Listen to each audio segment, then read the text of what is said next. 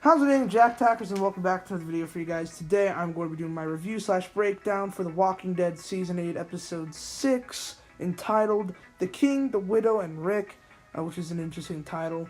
There's a couple different storylines that I want to talk about. First off, let's get into the Rick and Jadis storyline. Little subplot going on there with Rick going to the junkyard and trying to convince Jadis to join Rick and his people to fight against the Saviors and for them to win, and for Jadis and all of her people there at the junkyard to be on the winning side, so to speak. And Rick tries to convince her after multiple attempts of trying to make multiple deals with her, and he goes and tries to make another deal with her, and ultimately she turns him down and puts him in a box, basically little carrier unit that's all locked up, metal, box type thing. I don't know what you would call it, but yeah, puts him in there, and puts him in there naked.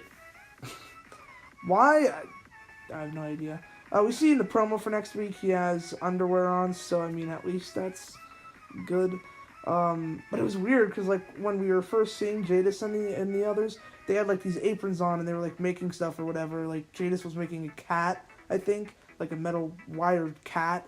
And she had the apron on and like she was naked, and then the other guy walked past and then he was naked, and I was just kind of like, I felt very uncomfortable. I was like, what's going on? Still no answers to the helicopter. Check out my helicopter theory video if you haven't. It's in the channel. But yeah, interesting stuff. We'll have to see how the rest of this whole thing goes. The next sort of subplot I want to talk about is the Rosita Michonne stuff. Basically, Michonne wants to go out and look for Rick and make sure everyone's alright, that sort of thing. And Rosita's like, you know what, I'm coming with you because why? I'm stupid. And yeah, they go to this warehouse. They run into these two saviors. I think the writers or whatever, said that their names were Leo and something else. Forget the girl's name. But yeah, they run into them. Michonne has a kick-ass fight with the woman savior. Rosita just explodes this dude in the warehouse with an RPG, and he just goes kablooey. And then the girl gets away on this like thing with the boom boxes, like this truck, and then this other truck comes, hits the other truck, and it turns out it's Daryl. They had a really close call with that, but yeah, that was a complexing scene, but pretty exciting and action-packed. I did like that scene because, how can you not like a fight scene, am I right? Next was at the Hilltop with Maggie and Jesus and all the saviors lined up in front of the wall. They're all wrapped up with ropes, and basically Jesus still doesn't want to kill them, but Maggie, she's like, we kind of have to be prepared to, we kind of have to do what's right here, but at the same time, we have to be careful with these people, and we can't have too much trust in them.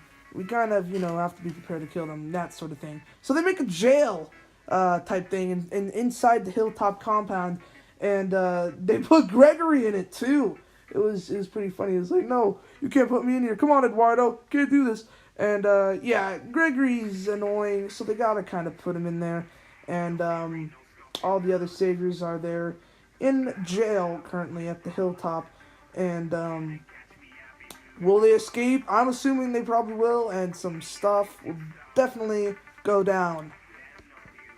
And then we have Carl and Siddiq, which we finally learn his name. He's actually in the comic books, but I always thought, how the way it was spelled, I always thought it was Siddiq. But it's actually pronounced Siddiq. I've heard other couple people online pronounce it Siddiq, but I just never knew until tonight.